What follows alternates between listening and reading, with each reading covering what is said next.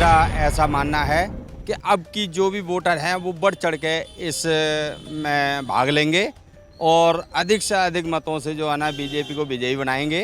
जैसा कि माना कि आम आदमी पार्टी ने खोखले प्रचार किए, खोखले वायदे किए, कोई काम नहीं किया, तो उस सबसे त्रस्त होकर सारी पब्लिक इस बार मन बना चुकी है कि हम अधिक से अधिक जो है ना बीजेपी को वोट देकर विजयी बनाएंगे। और मोदी जी के कार्यों की सराहना की है। मोदी जी ने जो कार्य किए कोरोना काल में और जो सुविधाएं दी, हम उनके लिए बहुत बहुत आभारी हैं। उसी चीज़ को देखते हुए हम बीजेपी के हाथों को मजबूत करेंगे और बीजेपी को वोट देंगे और बीजेपी को सफल बनाकर दिल्ली में फिर से कमल खिलाएंगे। क्यों नहीं आएगी? जो मोदी जी काम के अच्छे काम कर रहे हैं, हर चीज़ को देश को मजबूत कर रहे हैं, लोगों को मजबूत कर रहे हैं। और सबसे बड़ी बात है, विधायक साहब ने एक काम नहीं किया उजिरपुर के अंदर। गरीबों काम एक दिखा दी। जो लाइट थी, बड़ी हेमस लाइट लगी थी, सारी लाइट बंद पड़ा हुआ है। ना कोई रोड बनाया। जो सारे विधायक अंडर में आते हैं, एक सबसे ज़्यादा पानी की समस्या है। हमारे यहाँ शौचालय नहीं है, हमारे यहाँ रोड नहीं है, जो और बिजली के इतना बिल आ रहे हैं और सारा विधायक अंडर में आता ही है। अब विधायक कभी दर्शन देता ही नहीं है किसी झुकी वाले को। नगर निगम में समस्या बहुत समस्या है, लेकिन सबसे जितने भी वो DRCDC में आता है विधायक के अंडर में, तो विधायक ने काम करेगा ना। विधायक के अंडर में सारा विधायक करना चाहिए। पानी उसके अंडर में। जनता एक तरफा वोट दे रहा है बीजेपी को और बहुमत पूरे दिल्ली में बहुमत में आ रहा है। वो केजरीवाल बने 20 सीट आएगा। मैं छोटा वर्कर हूँ बीजेपी का, मैं बता रहा हूँ 220 सीट आ रहा है बीजेपी का। 220 नहीं 220 आ रहा है। वो 200 बोलना भूल गए थे। जनता का मूड तो बीजेपी और सिर्फ बीजेपी कमल फूल ही है। क्यों? कारण ये है, जो पीछे वार्ड में निगम पार्षद आम आदमी पार्टी के निगम पार्षद थे, वो एक पैसे का काम नहीं किए हैं। सारे पैसे गमन कर गए हैं। क्यों? उसके लिए मजबूर है झुग्गी बस्ती, जो गंदा पानी पीने पे मजबूर है।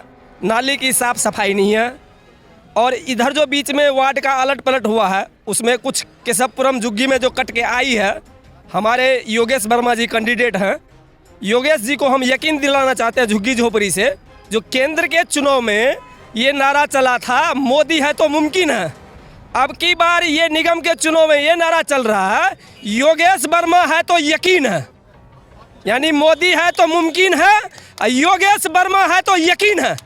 ये हम इनको इंडस्ट्रियल एरिया से ये नारा दे रहे हैं और हम इनके साथ हैं। कंधे से कंधे मिला के जीत का परचम लहराएंगे। पूरे दिल्ली में बीजेपी का कमल खिलाएंगे। धन्यवाद। क्या लगता है कि वाकई में इस बार भारतीय जनता भाजपा को पसंद करेगी? पीछे से बहुत हद तक ज़्यादा से ज़्यादा तरह से बीजेपी को वोट होगी। आम आदमी का सारा कार्यकलाप देख लिया है। सब जगह कूड़े होती है, कहीं साफ़ सफाई नहीं है, ना तो नाले की काम होती है। और जब उसके पास किसी कंप्लेन को लेकर के जाइए तो एकदम से मना कर देता है कि ये देखेंगे जी, बाद में होगा जी। जब आप सफाई कूड़े की शिकायत करते हैं तो 15 साल से तो भाजपा ही नगर निगम में रही है। हमारे यहाँ तो विकास गोयल जी हैं अभी। ये 5 साल से कुछ भी काम नहीं होता है। 5 साल से पहले हमारे यहाँ एकदम से एक बार बोल देने के बाद कोई भी कर्मचारी तुरंत काम करने के लिए तैयार हो जाता था। इसलिए हम चाहेंगे कि फिर से हमारे साथ कमल खिले और काम पूरी तरह से हो। मतलब कि डबल इंजन की सरकार इस वजीरपुर विधानसभा में फेल नजर आ रही है। एकदम फेल नजर आ रही है। क्या कहना चाहेंगे कि वाकई में जो इलाके की जो समस्याएं हैं, उन समस्याओं का निवारण हुआ नहीं है?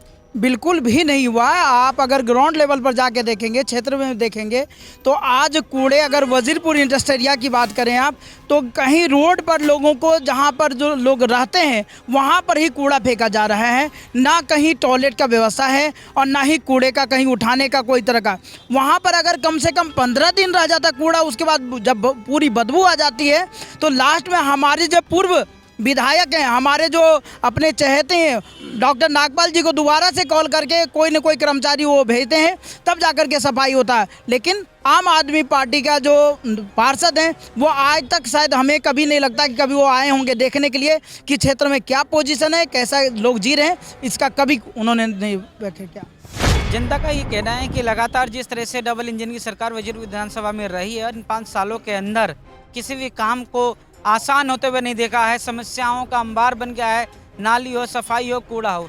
अब ये तो देखना होगा कि जनता इन समस्याओं को किस तरह से देख रही है और आने वाले चुनाव में 4 दिसंबर को जब वोट पड़ेगा तो जनता का फैसला क्या होगा। मेरे साथ जुड़े रहने के लिए हेडलाइंस लाइव न्यूज़ से मोहम्मद रफ़ी की ये खास रिपोर्ट